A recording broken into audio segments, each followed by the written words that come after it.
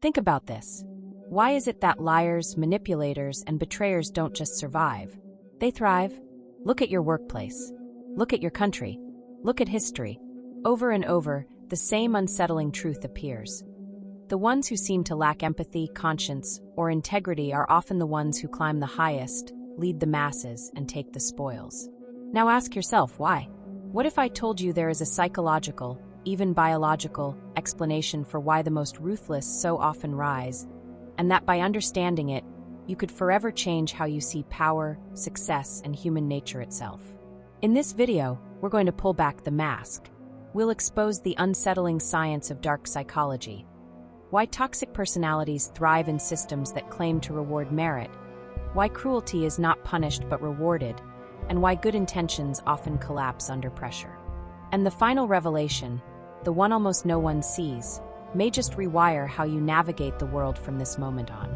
If you're someone who hungers for truth, who questions why cruelty is crowned while kindness is crushed, this video is for you.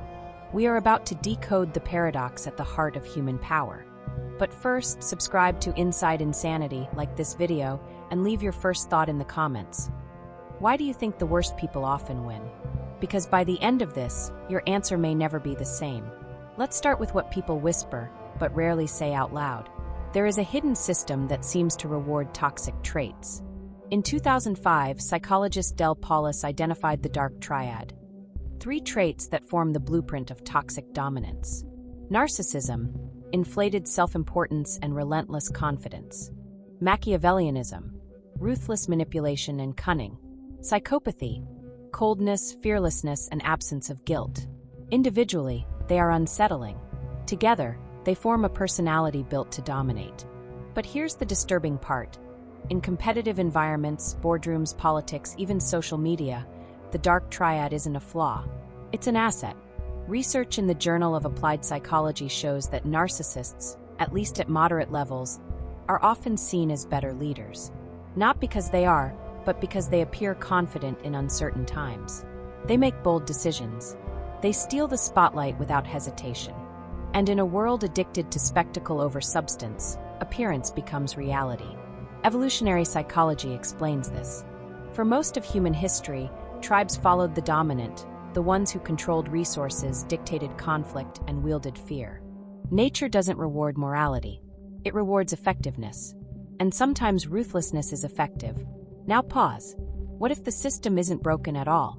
What if our economic, political, and social structures are functioning exactly as designed, rewarding not ethics but outcomes? Suddenly, it makes sense why the ruthless rise. But how do they stay there? Why don't people see through them? The answer lies in another bias, the halo effect. When someone appears successful or charismatic in one area, we subconsciously assume they're competent in all areas. This blinds us to flaws. We mistake arrogance for leadership, domination for strength, manipulation for strategy. And let's admit it, many people are drawn to toxic power. There's a strange allure to those who act without conscience.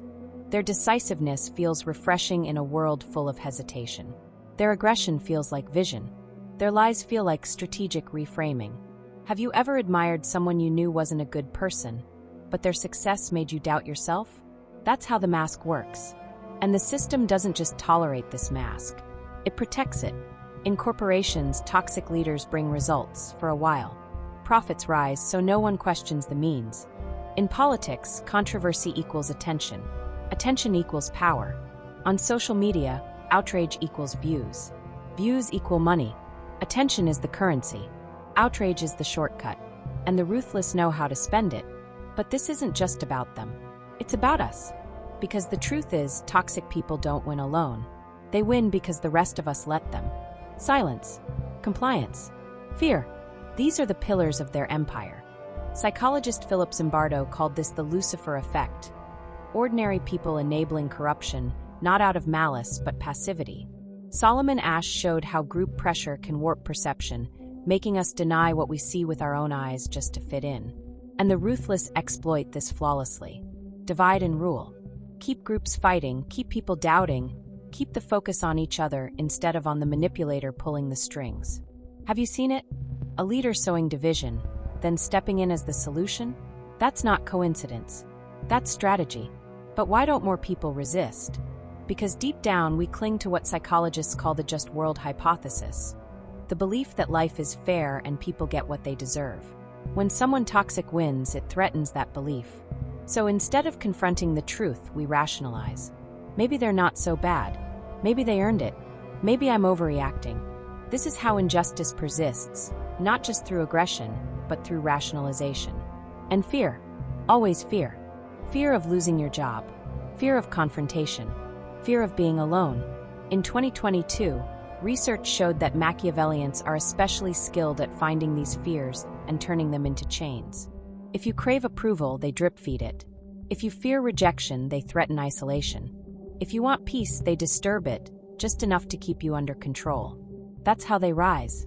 That's how they hold power. But here's where the story shifts. Knowledge is power. Once you see the game, you can stop being its pawn. Because here's the truth. The worst people don't win because they're strong. They win because others don't know their own power. And that is about to change. In the next part, we're going to dissect not just how the ruthless rise, but why the good so often fall. And how you can protect yourself, build unshakable clarity, and rise with power without ever becoming what you despise. The final revelation is coming. And once you hear it, you'll never see human nature or power the same way again.